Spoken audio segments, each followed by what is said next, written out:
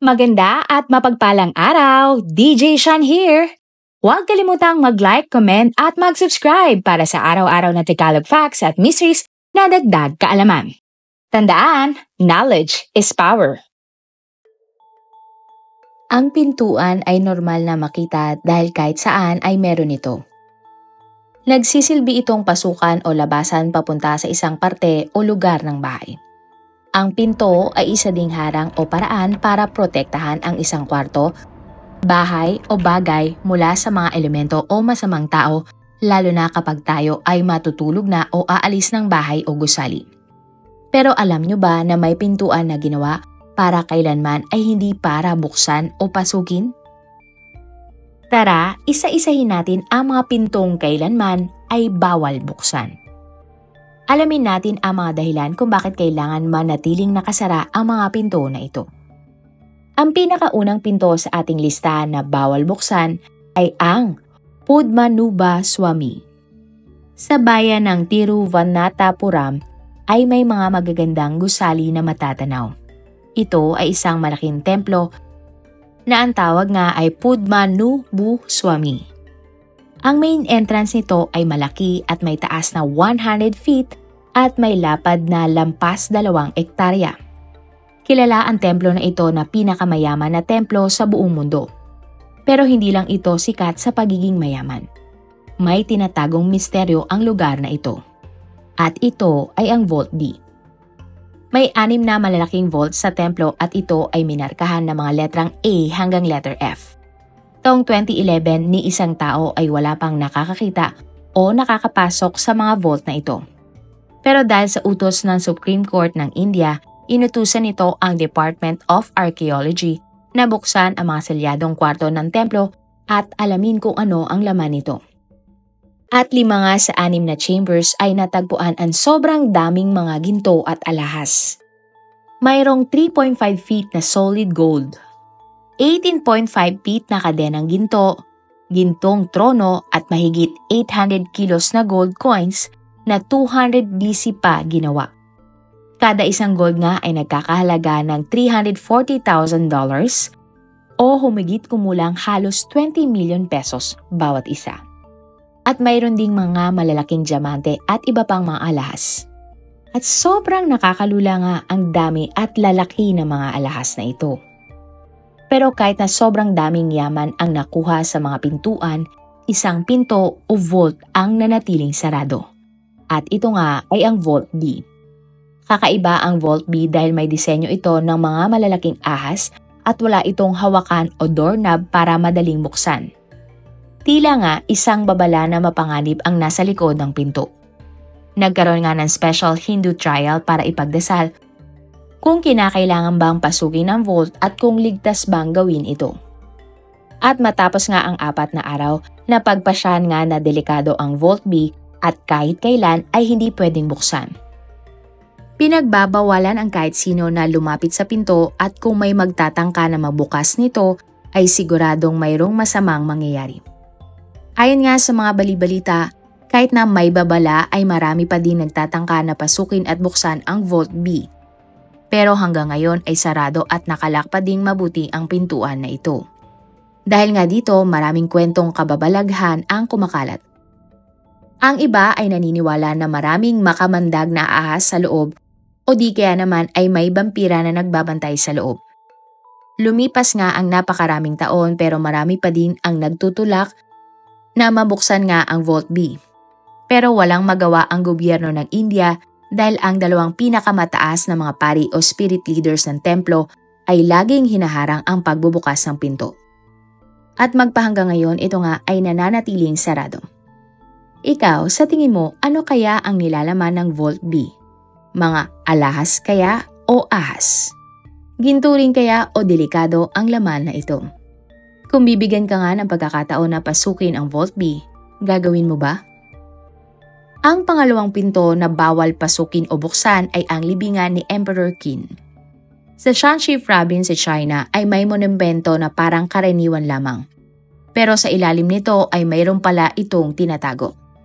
Taong 1974 nang inusisa at napag-alaman na isa pala itong mosileo ni Queen Shuyang ang first emperor na Qin Dynasty na tumagal simula 221 BC hanggang 206 BC.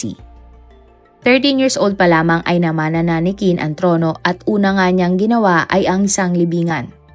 Pero hindi ito isang ordinaryong libingan dahil nanghukay na ng mga eksperto ang mausoleo, natagpuan nila ang 7,000 na statue na mga terracotta warriors na may kasama ding mga kabayo at chariot. Pinaniniwalaan na ang mga batong statue ay nagsisilbing proteksyon ni Emperor Qin sa kabilang buhay. Bukod sa katawan ni Emperor Qin ay maraming kayamanan ang makikita sa loob ng kanyang puntod. Pero magpahanggang ngayon ay hindi pa din nahuhukay ang puntod ni Emperor Qin dahil napag-alaman na may underground palace sa ilalim nito na 60 to 106 feet ang lalim. Pag hinukay ito ay napakalaki ng posibilidad na masira ang palasyo. Bukod dito, ang mahigit 2,000-year-old na puntod ay marami daw nakamamatay na patibong. May mga crossbows at arrows na nakahanda nga para sumalubong kung sino man ang papasok sa loob ng puntod. Mayroon ding nakakalaso na kemikal na handang kumalat kapag may pumasok. Para daw ilog ng mercury ito na nakapalibot sa buong puntod. At sa pag-aaral nga ng mga eksperto, nalaman nila na mataas ang level ng mercury sa paligid ng mausoleo. Kaya nga ito ay nananatiling nakasara. Ikaw, naniniwala ka ba na maraming patibong sa ilalim ng libingan ni Emperor Qin? Tatangkain mo bang pasukin ang puntod na maraming patibong para lang sa kayamanan? Ang isa naman sa mga sikat na pinto na bawal buksan ay ang Taj Mahal. Isa nga sa mga pinakatanyag na gusali ay ang Taj Mahal na nasa India. Ginawa itong monumento ng taong 1631 sa utos ni Emperor Shah Jahan bilang mausoleo o puntod para sa kanyang asawa at siya din naman ay nakaratay sa loob nito. Ito ang kadalasang alam ng mga tao tungkol sa Taj Mahal. Pero lingid sa kaalaman ng nakakarami ay mayroong 20 na selyadong pintuan sa ilalim ng napakalaking mausoleo. Ang mga pintuan na ito ay permanenteng nakasara at ayon sa mga historian at deboto, ang laman daw ng mga pintuan ay ang secret shrine ng isa sa mga Hindu god na si Shiva. Bukod dito, pinaniniwalaan na ang totoong puntod ng emperor ay dito matatagpuan. Pero may mga nagsabi din na maraming laman ang kayamanan ang mga ito. O kaya naman daw dito ginagawa ang mga kakaibang ritual. Maraming nagpupumulit na buksan ang mga pintuan pero ito ay hindi pinapayagan ng Supreme Court ng India. Pero kung paniniwalaan ang historia na si Eva Koch, ang mga kwarto daw sa ilalim ng Taj Mahal ay parang lugar daw kung saan pwedeng maglibang o magpahinga ang mga bibisita sa puntod. Nang ginawa ito ay maliwanag at mailiwalas ang mga nasabing pintuan. Pero ngayon ito ay nababalot na sa kadiliman. At nagkaroon din ng malaking baha ng taong 1978 at nasira ng bahagya ang istruktura ng Taj Mahal. Kaya naman sinara na ito para protektahan sa anumang disgrasya na pwedeng mangyari sa ilalim ng mausoleo. Kaya magpahanggang ngayon, hindi ito pwedeng buksan. Ano man ang nasa loob ng mga pintuang ito, hindi maitatanggi na napakaganda ng Taj Mahal at isa nga to sa mga top tourist destinations sa mundo. Room 39. Naisip mo ba kung saan kumukuha ng pera ang leader ng North Korea na si Kim Jong-un? Kung tutuusin, para sa isang bansa na napakahirap, tila ang daming pera ni Kim para magkaroon ng mga mansyon at luxury yachts. Ayon sa mga eksperto, ang sagot sa tanong ay nasa likod ng pintuan ng Room 39. Isa itong lihim na departamento ng gobyerno ng Pyongyang, North Korea. Ang tanging trabaho lamang ng mga tao sa loob ng Room 39 ay magpasok ng pera sa bank account ni Kim Jong-un sa kahit anong paraan, mabuti man o masama. Ang organisasyon na ito ay kumukuha ng mga chemist para gumawa ng mga ipinagbabawal na gamot na ibinebenta umano sa ibang bansa. Nagbebenta din umano sila ng mga armas at counterfeit goods. Tinataya na nagdadala ng $500 million o hanggang $1 billion kada taon ang Room 39 para sa leader ng North Korea.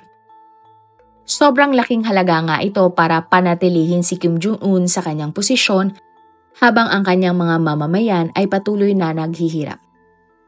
Tinatag ng tatay ni Kim Jong-un na si Kim Il-sung ang misteryosong organisasyon bandang 1970s At simulat sa pool ay puro gawaing kriminal na umano ang pinagagagawa nito para kumita ng pera para sa Supreme Leader ng North Korea. At para nga sa bansang magaling magpalaho ng mga tao dahil sa marami itong alam, hindi dapat hamakin ng isang tao na buksan ang Room 39. Oncollo Nuclear Waste Facility. Ang Onloko Nuclear Waste Facility sa Finland ay isang malaking underground network ng mga lagusan na dinisenyo para ligtas na itabi o iimbak ang mga nuclear waste ng Finland. Ang mga lagusan ay may lalim na 1,700 feet o kasing taas ng mga kilalang skyscraper sa buong mundo.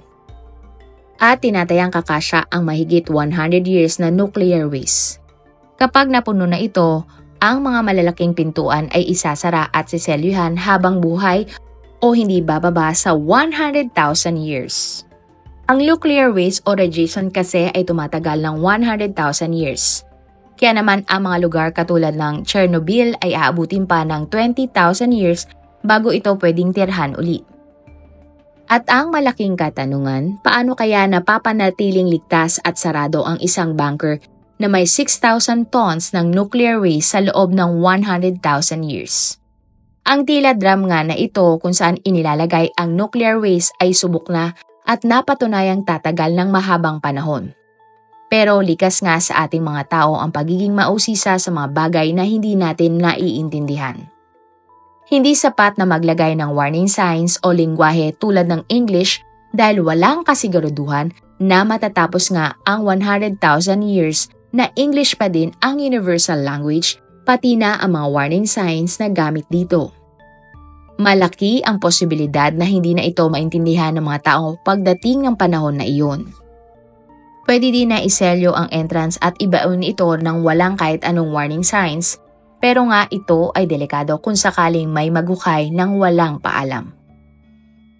Tingin nyo, ano kaya ang pwedeng gawin para masigurado na hindi mabubuksan ang nuclear waste facility na ito? Area 51. Ang Area 51 ay isang military facility sa Nevada, United States at ito ang pinaka-secure na Air Force base sa buong mundo. Walang kahit sinuman sa publiko ang maaaring pumasok o kahit man lang lumapit dito. Napaka-top secret ng lugar na ito kaya naman bawal din lumipad ang anumang commercial airlines dito. Ang buong compound ay may laking mahigit 1,000,000 hektarya. Taong 1955 pa ginawa ang Area 51 pero nito lamang 2013, kinumpirma ng CIA ang tungkol sa lugar na ito. Sa Area 51, dinedevelop ang mga high-tech o cutting-edge na aircraft at karamihan dito ay ginagamit para sa pag-eespiya. Pero kaya naging sikat ang Area 51 ay dahil dito umano naglanding ang isang UFO na may extraterrestrial na mga piloto. Sa madaling salita ay nagpakita daw sa Area 51 ang mga alien at dito sila binusisi ng mga militar. At lalo ngang naging matunog ang kwento na ito ng taong 1989 nang isang nagngangalang Robert Lazar ay nagsabi na isa siya sa mga taong nagsusuri ng alien technology at nagpakita pa nga ito ng mga larawan na ipinapakita ang itsura umano ng alien. Ikaw, naniniwala ka bang may mga alien? Kung totoo man, sa tingin mo ba ay tinutulungan nila ang mga tao sa Area 51? Sphinx Hall of Records. Bukod sa mga naglalakihang pyramid sa Egypt, ang Great Sphinx of Giza ay isa din daw agaw pansin na istruktura. Bagamat tinatayang mahigit 41,000 years old na ito, marami pa ding disenyo ang bumabalot dito. Taong 1993, ayon sa isang survey, may mga lagusan pang hindi napupuntahan ang mga eksperto. Mayroon din daw isang malaking kwarto sa ilalim ng paa ng Sphinx. Pero ayon sa gobyerno ng Egypt, hindi daw ito totoo. Pero mayroong isang eksperto na nakakita ng isang nakabaong pintuan sa ilalim ng Sphinx, ngunit bigla na lamang niyang itinigil ang kanyang paghuhukay. Katanungan nga ng ilan, bakit tila parang ayaw ipaalam o laging tutol ang Egypt sa mga pag-aaral na ito? Ayon sa napakaraming teorya, may sikretong lagusan daw sa Sphinx na papunta sa iba pang mga pyramids. Pero ang pinakasikat na teorya ay makikita daw sa ilalim ng Sphinx ang The Hall of Records. isang ancient library at ito daw ay gawa ng mga taong galing sa Atlantis bago ito masira.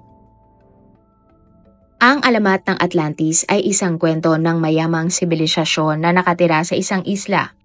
Pinarusahan sila ng mga Diyos kaya naman ang kanilang isla ay nilubog sa ilalim ng dagat.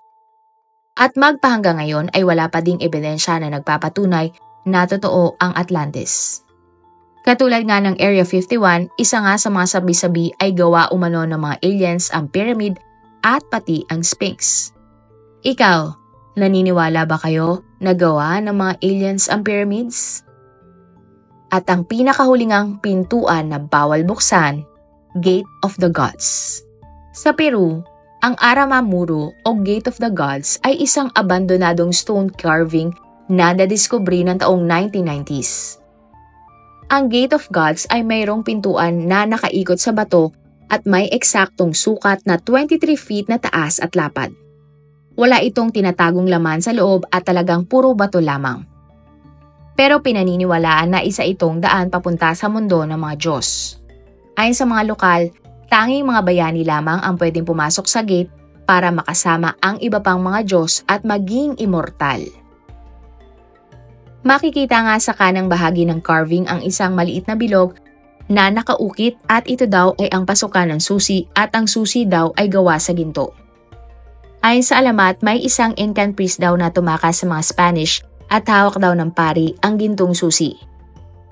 Nang narating ng pari ang mga bato ay tinulungan daw siya ng mga shaman na nagbabantay ng lugar at gumawa ng ritual. Kaya naman, naglaho na parang bula ang pari at hindi na nakita pa magpakailan. At magpahanggang ngayon ay wala pa nga masyadong impormasyon tungkol sa pintuan na ito, kaya naman isa pa din itong napakalaking misteryo. Pero maraming nagpupunta dito at sumasamba kabilang na nga din ang mga lokal na shaman na hanggang ngayon ay nagbabantay dito. Sa ating kwento ngayon, naniniwala ba kayo sa mga dahilan kung bakit bawal buksan ang mga nasabing pintuan? At kung ikaw naman ay mabibigyan ng pagkakataon, saan at anong pintuan ang gusto mong buksan? At ano naman ang pinakaayaw ninyo at bakit? Mayroon ka bang alam mga kwento o dagdag kaalaman na gusto mong i-share sa iba nating mga manonood? I-comment mo lang ang mga topic na gusto mong ating talakayin sa ating channel. Huwag ding kalimutang i-subscribe, i-follow at i-share ang ating mga contents araw-araw.